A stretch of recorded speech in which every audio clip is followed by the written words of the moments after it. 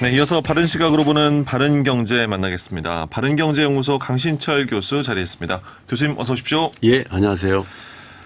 코로나19 이후 서민들의 삶이 참 걱정인데 좋은 소식은 없고요. 좀 나빠진다는 뉴스만 저도 이제 보게 됩니다. 그러게 말이에요. 참 걱정인데 오늘은 코로나19 이후 서민들의 경제 환경이 얼마나 나빠졌는지 최근 발표된 지표들을 바탕으로 좀 살펴보고요. 네. 그렇다면 이 위기를 극복하기 위해서 정부는 어떤 노력을 기울여야 할지도 짚어보도록 하겠습니다. 네. 고금리, 고물가, 고환율 이게 하나의 말처럼 우리의 일상의 언어처럼 돼버리고 있는데 교수님 지금의 경제 상황 정말 어떻습니까? 그러니까 모든 경제 지표들이 다 안 좋지만 그 중에서도 이제 서민들의 피부에 직접 와닿는 것은 장바구니 물가가 아닐까라는 생각이 듭니다. 기름값이 조금 떨어지긴 했지만 작년에 비하면 아직도 리터당 한 500~600원 높은 편이죠. 예. 그 서민들로서는 이것도 부담이 되고요. 그리고 음식점에 가면 물가 오른 것을 실감할 수가 있어요. 한 끼에 10,000원은 보통인 것 같아요. 그리고 전기세, 물세, 가스세, 공공요금도 다 올랐고 요새는 5만 원짜리 갖고 가도 시장에 가서 뭐 살 게 없다. 이렇게 가정주부들이 참 장보기가 겁난다 이런 말들을 많이 합니다. 예. 월급은 안 오르고 생활비는 자꾸 오르니까 삶이 점점 팍팍해지는 거죠. 네. 그리고 서민들의 삶을 좀 더 옥죄인다고 해야 될까요? 참 힘들게 네. 하는 것이 금리에 대한 참 이 부담인 것 같아요. 그렇죠. 요즘 그 주택담보대출과 신용대출 이자 갚느라 쓸 돈이 없다고 호소하는 시민들이 주변에도 상당히 많습니다.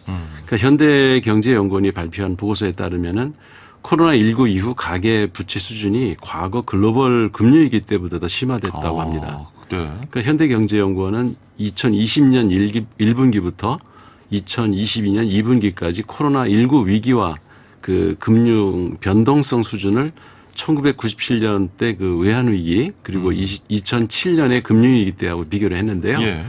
분석 결과에 따르면은 코로나19 동안 평균 가계 금융 불균형 지수가 78.5포인트로 장기 평균 수준인 그 28.5%포인트를 훨씬 크게 웃돌았고요. 이는 그 금융위기 당시 가계 불균형 수준인 75.4%포인트보다도 3.1포인트가 높고 또 외환위기 당시에 52.5포인트와 비교하면은 26포인트나 높은 수치라고 합니다. 예. 네. 그러니까 금융 불균형이라는 게 가계 기업 부채 수준이 이제 국내 총생산, 그러니까 GDP를 비롯한 실물 경제 수준과 비교해서 얼마나 과도하게 늘었는지 나타내는 경제 지표인데요. 가계 금융 불균형 지수가 높아졌다는 것은 코로나19 이후에 가계 신용 증가율이 GDP 성장률을 웃돌았다 이런 얘기입니다. 네. 그러니까 가계, 기업의 부채 수준이 그만큼이나 많이 늘어났고 위험한 네. 수준이라는 건데 가장 걱정되는 게 기준금리가 앞으로 얼마나 더 오르게 될지 이거 아니겠습니까? 그렇죠. 7월 현재 기준금리가 2.25%인데 물가를 잡기 위해서 아마 정부는 연내에 0.75%까지 올릴 기라고 하니까요.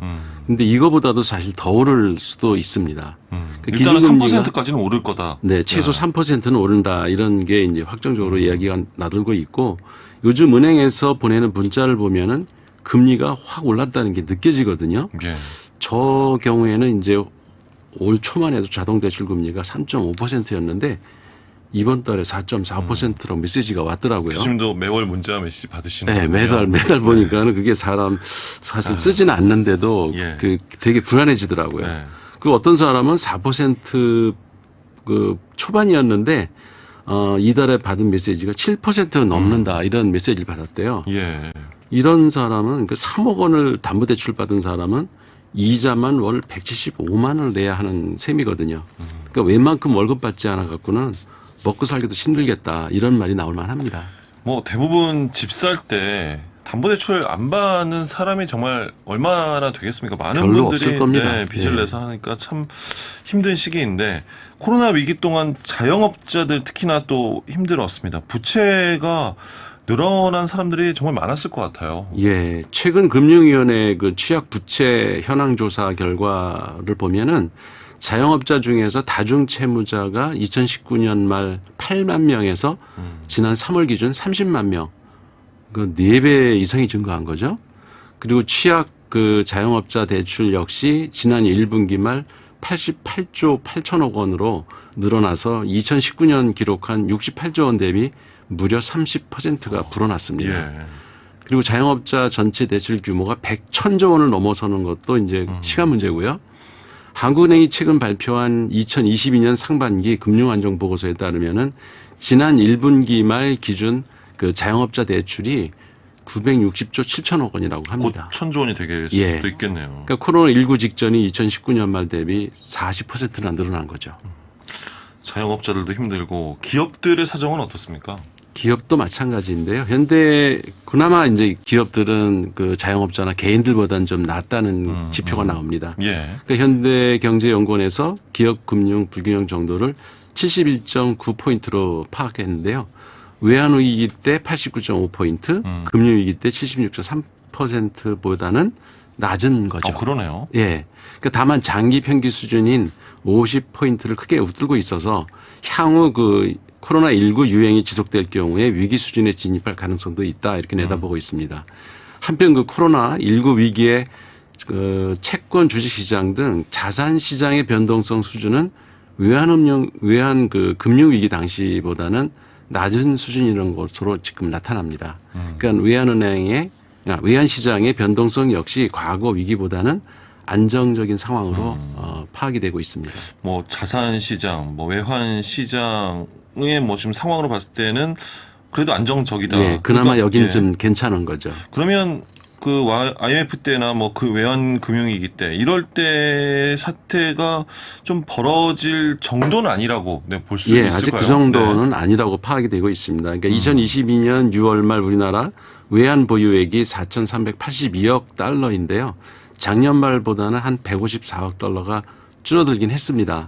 그렇지만 아직 외환 보유고는 대체로 이제 적정한 상태이고요.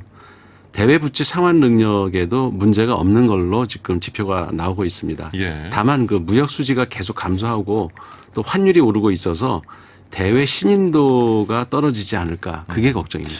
우리는 IMF를 한번 겪어서 외환 보유액에 대해서 상당히 좀 민감하죠. 걱정하고 민감이 네. 하는데 어느 정도 돼야 이게 적정한 건가요? 그 옛날엔 3개월치 수입액을 보유하면 안전하다 이렇게 판단을 했었는데 외국 은행에서 이제 돈을 빌리는 그 자본 거래 비중이 늘어나면서 3개월치 그 수입액에다가 유동 외채를 포함한 금액을 적정 수준으로 보는데요. 좀 말이 어렵네요. 예. 그러니까 유동 외채라는 게 이제 금방 갚아야 될 돈. 예, 단기 네. 부채죠. 그리고 이제 국제통화기금이 권고하는 기준도 있는데요.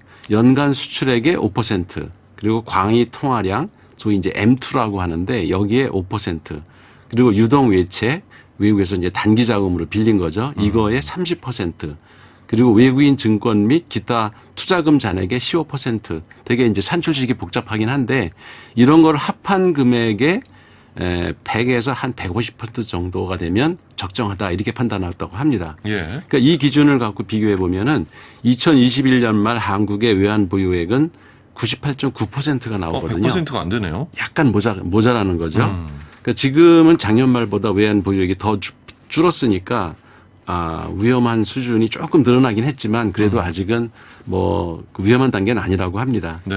그 한국의 외환 보유액 순위가 중국, 일본, 스위스, 인도, 러시아, 대만, 홍콩, 사우디에 이어서 9위라고 하니까 세계에서 9위요? 예. 그러니까 뭐 외환 보유액 갖고 걱정할 단계는 아닌 것 같습니다. 네. 어쨌든 경제 지표가 상당히 어렵고 정부의 역할이 참 중요할 텐데요.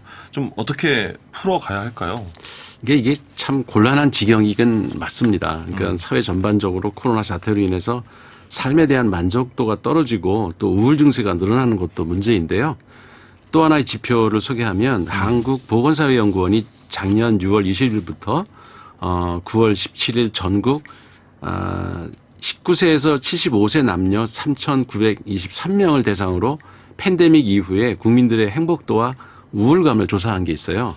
그러니까 이 결과에 따르면은 코로나19 이후에 40대, 50대는 우울해졌고 20대, 30대는 행복감을 잃었으며 예. 그 임시 일용직 절반 가까이가 근로소득이 하락됐다.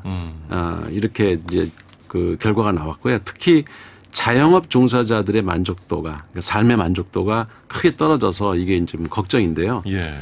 그 자영업자들의 부채 문제가 심각하다는 것을 인식하고 정부가 이제 도덕적 해이 유발 논란에도 불구하고 자영업자 부채 문제 해결을 위해서 역대급 뭐 탕감 정책을 발표 네, 얼마 그렇죠. 전에 했었죠. 네. 자영업자 소상공인 채무조정 프로그램인 새출발기금 30조 원을 조성하고 저금리 대환 프로그램 등 계획을 하고 있는데 이런 건 참 잘하고 있다. 칭찬해주고 싶은데요. 예. 하지만 정부는 법인세 깎아주고 또 뭐 다주택자 양도세를 유보해주는 등 그 부자 감세 정책에 열을 올리고 있는데 이는 서민들의 그 박탈감만 더해주고 경기 회복에도 전혀 도움이 안 되는 정책이거든요. 예. 그래서 오히려 수익을 많이 내는 기업, 재벌 기업들한테는 세금을 더 물리고 그다음에 부동산 부자들한테 세금을 더 걷어서 중위소득 이하 취약계층에게 이자율을 낮춰준다든지 유가 보조금 등 그 복지 혜택을 좀 늘려서 소비 심리가 위축되지 않도록 해야 경기가 후퇴하는 걸 막을 수 있지 않을까 생각이 들고요. 고소득자들은 소위 그 한계 소비 성향, 그러니까 소득이 늘어도 그 씀씀이가 커지지 않는다는 거거든요. 부자들은. 네. 예, 이게 소득이 늘어봤자 소비로 이어지지 않는 데 반해서 저소득자들은 더 벌면 바로 쓸 수밖에 없거든요. 그래서 한계 소비 성향이 되게 높게 나오죠.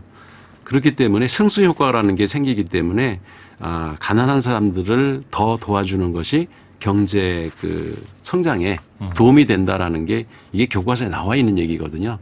그래서 교과 속엔 이건 당연한 이야기. 예, 너무 당연한 얘기라서 좀 정부가 이런 경제 교과서에 좀 귀를 기울여야 되지 않을까 하는 생각이 듭니다. 네. 자, 바른경제 최근 경제 지표로 본 경제 불안정성 그리고 정부의 역할에 대해서 함께 이야기 나눴습니다. 바른경제연구소 강신철 교수였습니다. 교수님 고맙습니다. 예, 고맙습니다. 대전